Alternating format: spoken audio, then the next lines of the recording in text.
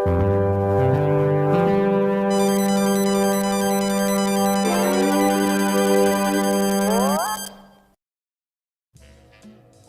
everyone, welcome back to Polara-YT. So 5 years ago I made a narrated history video on GO Transit and it is now one of this channel's most viewed videos. However, I realized that some of the information in that video was weak or inaccurate and the quality wasn't that great. So today I will be doing a remake of this video with new research and higher quality. It will also be focusing more on the history of its services and network rather than its fleet, but not exclude them. Before we begin, let's get to know about the system. Government of Ontario Transit, or GO Transit, is a public transit system serving Toronto and the Golden Horseshoe region in southern Ontario, Canada. It operates 7 commuter rail lines and 39 bus routes across the region, carrying over 70 million passengers every year. But how did all of this begin? To find out, let's go back to the year 1962. At the time, Southern Ontario's population was growing rapidly. This meant more cars, meaning more traffic and highway congestion. There was already a large railway network in Toronto and it was dominated by the Canadian National Railway, but they were facing growing pressure to expand its services beyond its route along the Lake Ontario shoreline. CN lacked the financial and physical capital to do so. As a result, the Government of Ontario launched a comprehensive transportation study, which was the first of its kind in Canada. On May 19, 1965, the Ontario government announced a $9.2 million investment in a trial commuter service between Oakville and Pickering through Toronto's Union Station. This would become the basis for the Lakeshore line. Shortly before opening, the logo for GO Transit was revealed. It consisted of 2 wheels forming a G and O with a T lying on its side, standing for Government of Ontario Transit. On May 23, 1967, Ontario's first interregional commuter rail service opened to the public. The Ontario government's GO Transit began operation along a 62-mile route from Hamilton to Pickering, and in the morning rush hours carried a total of 2,400 passengers. The train I rode on this morning hit a top speed of 60 miles an hour, but some of them did, in a stretch, get up to 80. Premier O'Bart's hinted that the GO service of 50 trains daily will be in operation sooner than expected, possibly in June. As time goes on, it will be extended. Less than 40 minutes after leaving Oakville, the first GO train roared into Union Station. The first day has to be termed a roaring success, and best of all, there was no cost. But that won't happen again. The initial route of the Lakeshore line was between Oakville and Pickering, with limited rush hour service to Hamilton further west. CN Rail would be responsible for operating its route and maintaining its fleet, which at the time consisted of 8 GP40TC Toronto commuter diesel locomotives built by General Motors Diesel, with 32 RTC-85 passenger cars built by Hawker Siddeley Canada. GO Transit originally started as a 3-year experiment, but it proved to be a massive success, carrying 2.5 million passengers in 1967 alone and meeting its projected second-year passenger volume in only 6 months. At the time, a one-way fare between Oakville and Union Station was just 95 cents. Not long after inauguration, GO Transit began expanding its network and introduced bus services on September 8, 1970, with 2 services linking Oshawa to Hamilton and Newmarket to Toronto. The GO bus network would be operated by Grey Coach Lines until 1985. Demand for GO buses grew quickly, which led them to introduce more bus routes, including ones that were timed with the arrival of GO Transit stations, allowing for faster and easier connections. In 1973, GO Transit proposed the GO Urban project, which was a $700 million investment with the intent of bringing a rapid transit system to various areas around the Greater Toronto Area with experimental technology. It would be cancelled in 1974 due to cost overruns during construction. GO Transit also introduced a relatively unique bus transit network known as Dial-A-Bus. This on-demand minibus system provided door-to-door service for commuters between their homes and select destinations. Dial-A-Bus, a concept pioneered by GO Transit in 1970, works by dividing a neighborhood into zones, each of which is served by a single small bus that will pick you up at your own front door.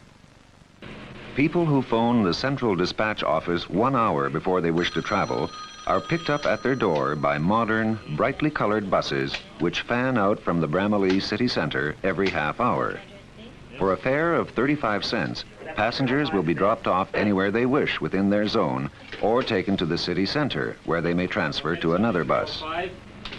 This system would also be jointly operated with other transit systems where Dial-a-Bus served, including the Toronto Transit Commission. The service ran 6 days a week, but was discontinued in 1976 due to lack of ridership. On April 29, 1974, GO Transit introduced the Georgetown line, sharing its tracks with the Canadian National Railway. At the time, there were 7 stations between Union and Georgetown, Ontario. A year later, they would purchase their first conventional coach buses from Motor Coach Industries, or MCI, known as the MC8. Also in 1975, there would be a major tragic incident. On December 12th, a westbound GO train on the Lakeshore line collided with a TTC bus carrying 50 passengers at a rail crossing near Scarborough Station after the bus stalled on the tracks. 9 people were killed and 20 more were injured, becoming Toronto's deadliest transit disaster. On March 13, 1978, GO Transit introduced their new bi-level coaches to the public. These cars were also built by Hawkers Italy Canada at the time and had a seating capacity of 162 passengers, which was 70% more than their RTC-85 coaches. On April 29, 1978, the Richmond Hill Line was introduced. This route, once again, was previously used for CN passenger services and shares its route with the Ontario Northland Railway's Northlander service, which began 2 years earlier. In the same year, smoking was officially banned on all trains and buses. Expansion continued rapidly into the 1980s, with weekday GO bus ridership reaching over 30,000 passengers.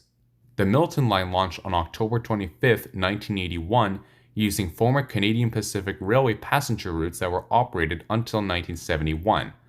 The next year, on September 7th, the Bradford Line was introduced, which operates on Ontario's oldest railway line dating back to 1853.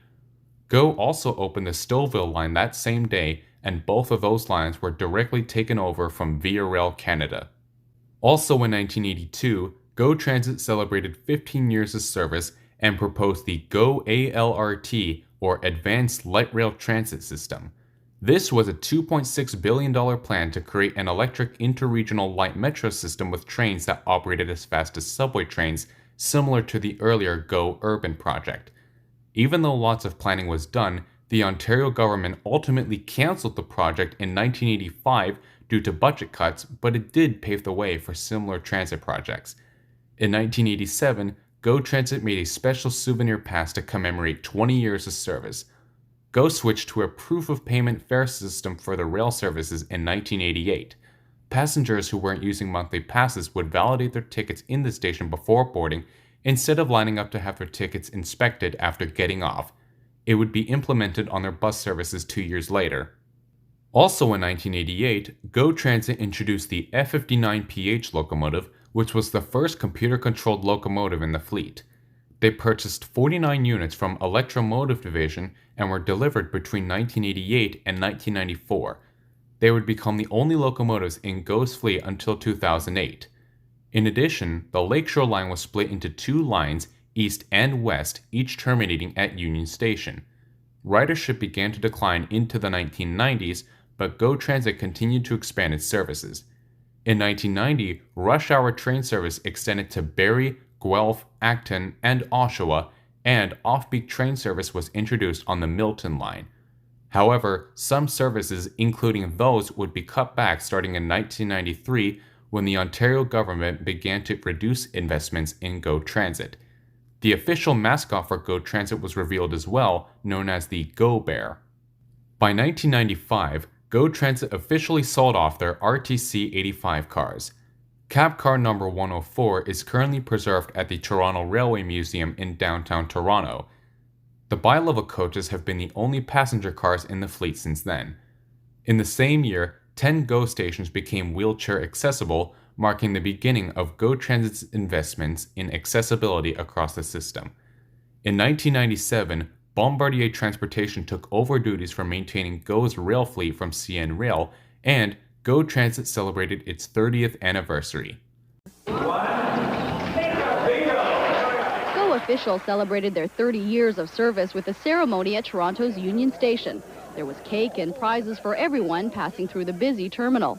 GO Transit's success can be summed up in one word: people. People who ride the system, the people who operate the system. With the funding of GO being transferred from the province to municipalities in January, many wonder what the future of the commuter service will be.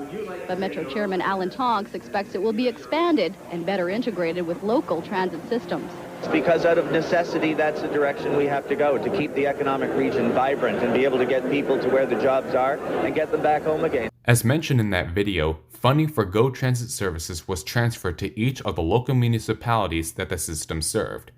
The Ontario government would take back responsibility for GO in 2001. In 2000, GO broke ridership records by carrying 40 million passengers that year alone. On June 7th that year, GO Transit took full ownership and control of the Union Station tracks and the former Canadian Pacific Express building. It would be converted into a new GO bus terminal and open on March 3, 2003. On April 9, 2004, GO Transit introduced automated ticket vending machines.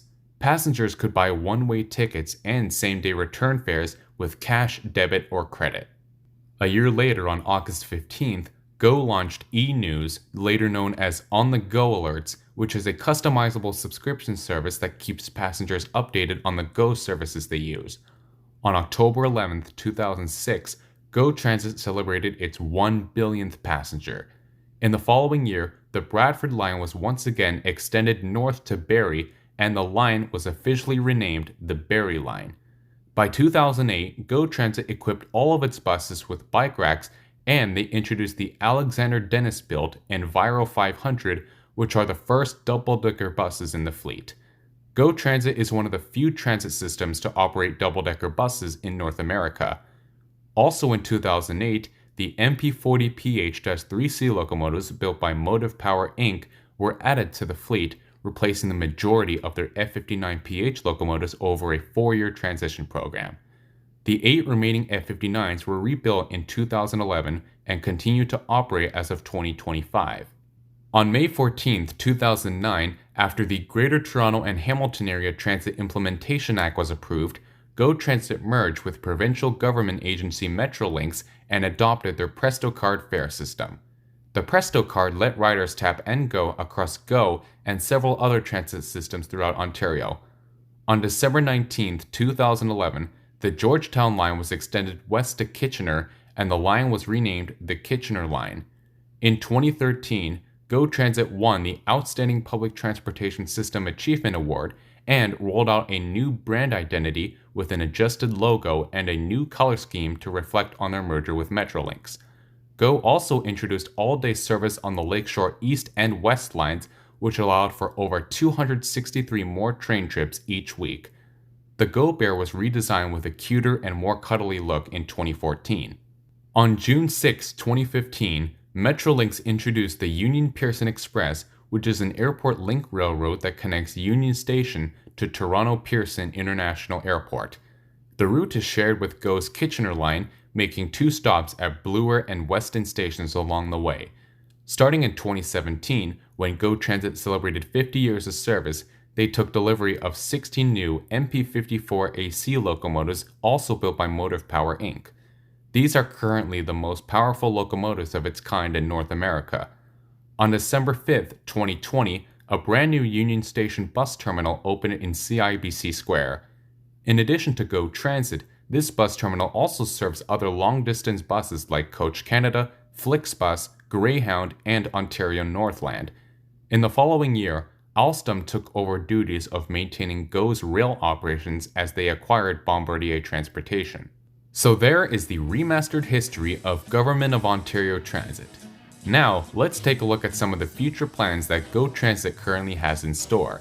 Since the merger in 2009, Metrolinx has proposed several exciting projects to improve the system.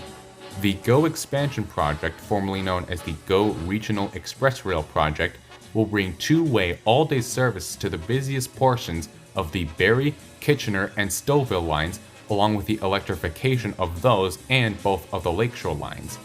Metrolinx is also adding more frequent trains and buses, with more station upgrades and proposed routes, including a new GO rail line to the town of Bolton, Ontario. For nearly 60 years, GO Transit's system has been transporting passengers throughout southern Ontario. As more people move into the region, GO's expansion plans will continue to keep its passengers on the go. Thank you for watching this narrated history video. As always, feel free to let me know if there are any errors or important information that I have missed in this video. I also want to give credit to any sources that were mentioned in this video for information and media files. Please like this video if you enjoyed it and subscribe to get the latest updates of new Polara-YT videos. I will see you next time for another video. Goodbye.